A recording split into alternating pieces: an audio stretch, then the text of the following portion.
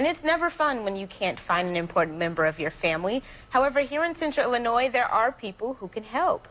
Joe Guino and Philip Forey are experienced thermal drone pet recovery operators with Eye in the Sky Thermal Drone Pet Rescue. We're teaming up with them this week to learn the ins and outs of their operation. Welcome, gentlemen. Thank you. Thank you for having us. Of course. So let's talk about the drone in the room, shall we? Explain what this piece of equipment right here is and how you guys use it.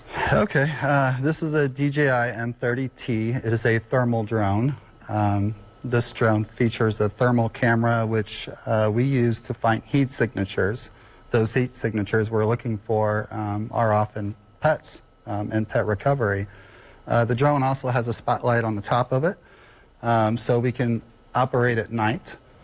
We find animals with the thermal imaging, switch the camera over, drop the spotlight, and we can see exactly what we're looking at. Wow. And how long have you guys been doing this to find pets? We started this past January, so just over a year. Wow. Okay, so just over a year finding pets. And how long have you been flying this? About a year and a half. About a year and a half. Mm-hmm. Okay, Yep. so when it comes to flying pets, you're looking for heat signatures. Yep. How do you actually decipher pets that you're looking for versus regular animals, or how do you really... Yeah, it's a great question. I've got nearly 500 hours of thermals, looking at thermals. So I can tell what a deer looks like. I can tell what a dog looks like. I can tell what a rabbit, possum, turkeys. Just with that amount of thermal experience, you can kind of hone in on what you're looking for pretty quickly. And wild animals have habits, so when I see a bunch of deer together, I know that it's not the dog, because dogs and deers do not mix. So there's some things that I've learned that kind of help us make these searches go a little quicker.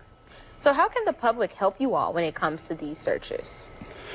Well, I mean, it's one thing to find them with the thermal drone. It's another thing to connect those dots with the rescue and actually capturing that animal. So that's kind of where we shine. And really, when we're actively looking for a lost pet, what we're looking for is sightings.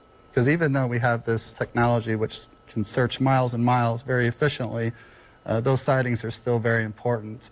Once we get those sightings, we just want people to not actively chase the animal and just let people know where they've seen the animal, what's going on, and let the professionals come in and try to capture. There's different methods that we use that are proven that work very well.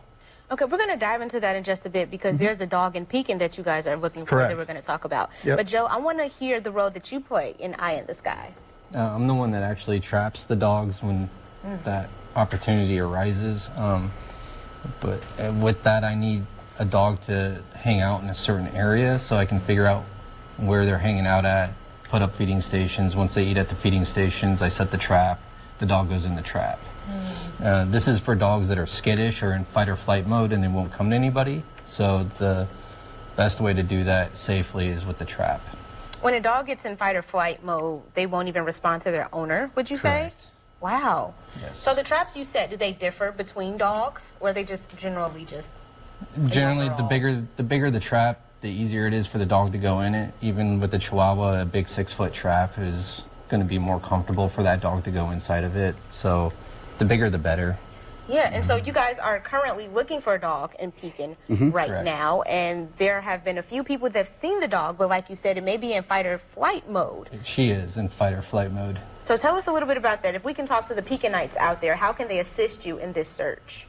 Just call or text that number with sightings and let us know what time they saw the dog and which direction she was headed. Okay. That's the best way. So for people who want to get in contact with you all, who would like your services, do they also use that number, or how can they reach you guys?